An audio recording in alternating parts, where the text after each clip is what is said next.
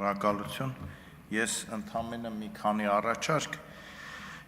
կարծում եմ, որ ծննդյան եւ հետծննդյան նպաստը պարտադիր պետք է տրամադրվի միայն աշխատող ծնողների առկայության դեպքում։ Սրանով մենք կլուծենք համ երկու խնդիր, մարդիկ կձգտեն աշխատելուն եւ նրանք, ովքեր աշխատում են առանց գրանցման, իսկ այդպիսիները շատ են հատկապես շինարարության ոլորտում եւ տաքսի ծառայությունների ոլորտում, իրենք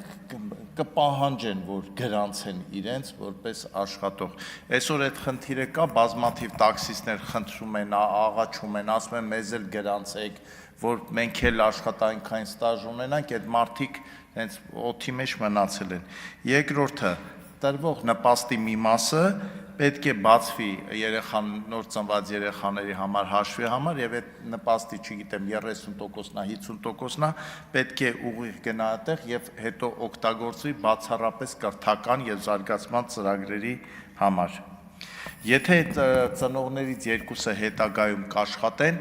այդ նպաստի չափը պետք է ավելացնել։ Եթե երեխային մինչև 18 տարեկանը քաղաքացիությունից հանեն, ապա տրված նպաստները առնվազն անգամ 2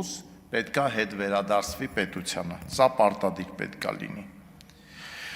Եվ ամենակարևորը, երրորդ եւ հետո 4-րդ, 5-րդ երեխաների ծնվելու դեպքում պետությունը պետք է անհրաժեշտության դեպքում, եթե այդպիսին լինի, բնակարանային հիպոթեկային վճարի մի մասը սուբսիդավորի չափը թող որոշի կառավարությունը։ Այսքանը, շնորհակալություն։ Բայց դե կարևորը գումարը չի, ցանկությունն է երեխա ունենալու համար։